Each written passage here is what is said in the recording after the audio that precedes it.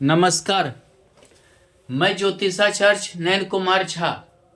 अगर ये मेरा वीडियो आपको पसंद आए तो कृपया आप इसे लाइक करें और सब्सक्राइब भी करें। चलिए, आज हम एक कुंडली का डिफाइन करेंगे। ये एक जातिका की कुंडली है। ये विदेश में आयरलैंड में पढ़ाई कर रही हैं, फैशन डिजाइनिंग की पढ़ाई कर रही हैं। अब इनकी जो है कुंडली के बारे में हम विस्तार से जानने की कोशिश करते हैं। अगर हम यहाँ देखें तो यहाँ पर इनका जो जन्म है वो 12 अप्रैल 1999 में हुआ है। 6:55 शाम में हुआ है। देवास मध्य प्रदेश में हुआ है। ये तुला लग्न की कुंडली है, कुंभ राशि है, यानी जहां चंद्रमा रहता है वही राशि कहलाता है। कुंभ में है, यानी कि चंद्रमा जो है कुंभ राशि इनकी हुई। लग्न में मंगल वक्री होकर बैठा है। जब भी मंगल ऊर्जा होता है, मंगल से हम ऊर्जा को जानते हैं। मंगल अगर वक्री होकर लग्न में बैठ जाए तो ये जिद्दी प्रवृत्ति को लाता है। जातिका बहुत ही जिद्दी होंगी, यानी ये अपने जिद के आगे किसी को टिकने नहीं देंगे। हालांकि तुला लग्न वाले नाप तौल कर चलने वाले होते हैं, धन भी खर्च करेंगे नाप तौल कर, लेकिन यहाँ पर द्वितीय येष होकर मंगल है तो ऐसे में क्या है, परिवार के प्रति हालांकि इनका जो है समझिए कि खर्च भी करेंगी, यानी परिवार के प्रति चिंता भी रहेगा। लेकिन मंगल वक्री है। स्वाति नक्षत्र राहु के नक्षत्र का मंगल है, जिसके कारण क्या है कि पहले ये गलती कर देती हैं, फिर बाद में उस चीज को संभालने की कोशिश करती हैं। इन्हें रियलाइज होता है कि हमने गलती किया है, अनुभव होता है हमारी गलती थी, लेकिन ये पहले सोचती समझती नहीं है। यहां पर देखें तो यहां पर लग्नेश खुद अष्टम भाव में सौक्री होकर बैठा है। इनको जानना इतना सरल नहीं है, ये गुप्त भाव है, यानी कि इनको आप समझने की कोशिश करेंगे तो आप समझ नहीं पाएंगे। उस पर भी मंगल की दृष्टि है, सप्तमेश भी मंगल है, मंगल की दृष्टि है। ऐसे में क्या होता है, शुक्र पर लग्नेश पर मंगल की दृष्टि होना, सप्तमेश शुक्र पर मंगल की दृष्टि होना, यानी कि ये गुप्त प्रेम के पीछे पड़ जाती हैं।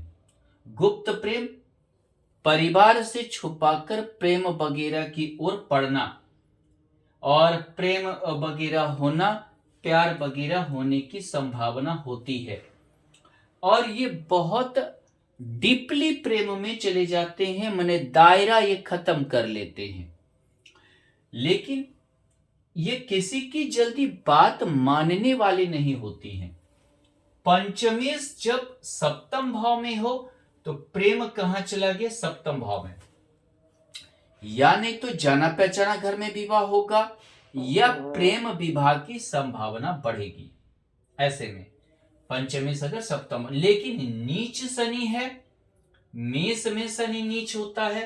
नीच लड़के से या समझिए नीच घर में विवाह हो जाता है और बाद में पछतावा होता है कि हमने बेकार प्रेम विवाह कर लिया।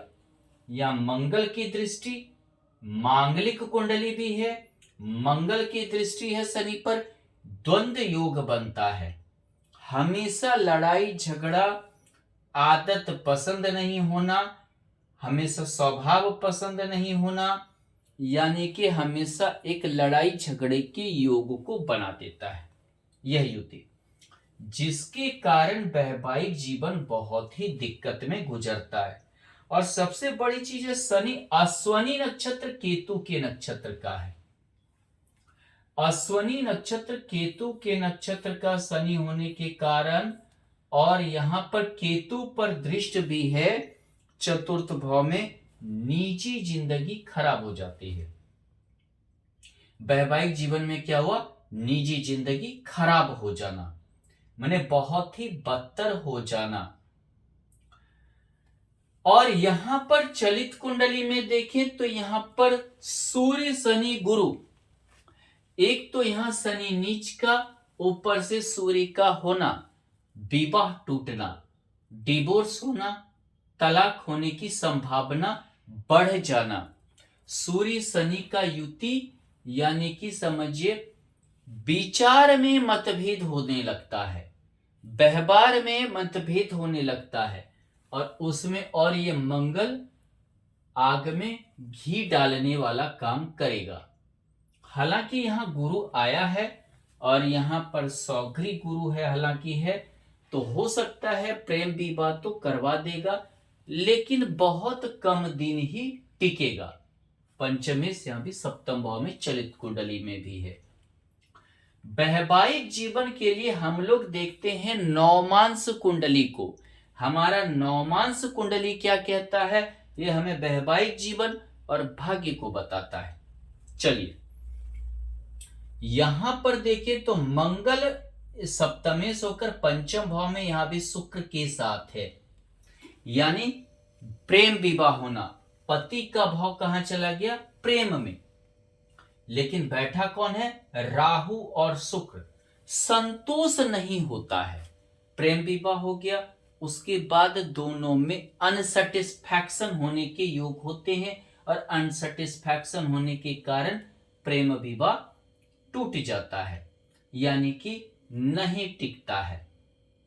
और राहु यहां क्या करेगा? शक की प्रवृत्ति पैदा करना, किसमें? पति के प्रति। मंगल यहां शुक्र को देखना, मंगल शुक्र का यहां होना, यंग स्टेज में ही ज्यादा, जिसको बोलते उग्रता होना, यानी ये विवाह के पहले भी दायरा तोड़ लेते हैं। प्रेम हुआ, ये जो है समझिए कि जिसको बोलते हैं सेक्सुअल रिलेशनशिप में आ जाना, तो मतलब कोई चिंता वैसा नहीं करना, इस टाइप के योग बनते हैं, लेकिन वैवाहिक जीवन नष्ट हो जाता है। अब चलिए इनके करियर की बात करते हैं। ये आयरलैंड में है, अभी फैशन डिजाइनिंग कर रही हैं। अब क्या है? फैशन डिजाइनिंग पंचम भाव से हम जानते हैं जिसको बोलते हैं मनोरंजन। मनोरंजन जानते हैं, भौतिक सांसारिक सुख को जानते हैं। फैशन डिजाइनिंग के लिए शुक्र का अच्छा होना जरूरी होता है। यहाँ सौगरी शुक्र है, अपने घर का शुक्र है।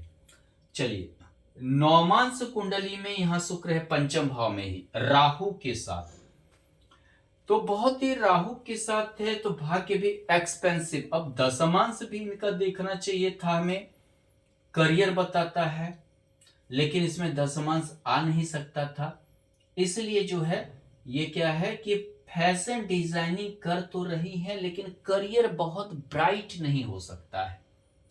ये क्या है कि ये बाद में छुपा रुस्तम के तरह आगे तो ये शुक्र बढ़ाएगा, लेकिन इनका जो भाग्य जो साथ देना चाहिए, जो करियर में चढ़ाव होना चाहिए, वो चीजें नहीं आ पाएंगी।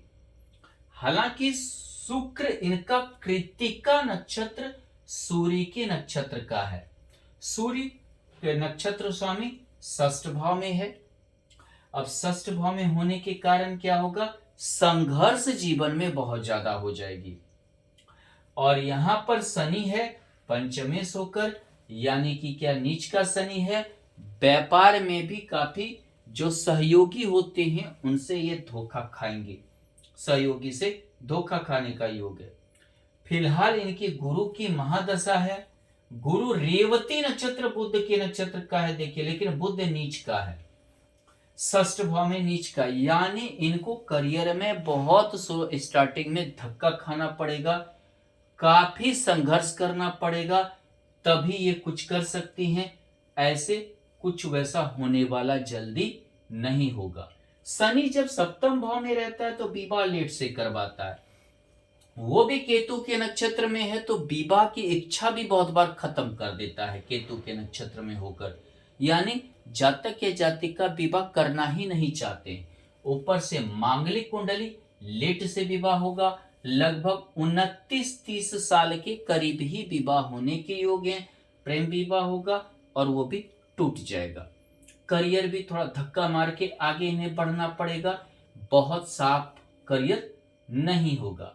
ये विदेश तो चली गई, ठीक है, गुरु यहाँ दृष्टि डाल रहा है तो अपने महादशा में विदेश ले गया।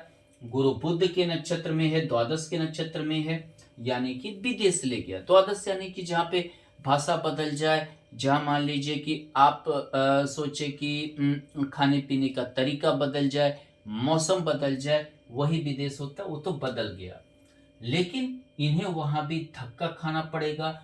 बहुत अच्छा ब्राइट करियर फैशन डिजाइनिंग में भी इनकी नहीं रह पाएगी। काफी संघर्ष के बाद ही ये स्टेबल हो पाएंगे। धन्यवाद।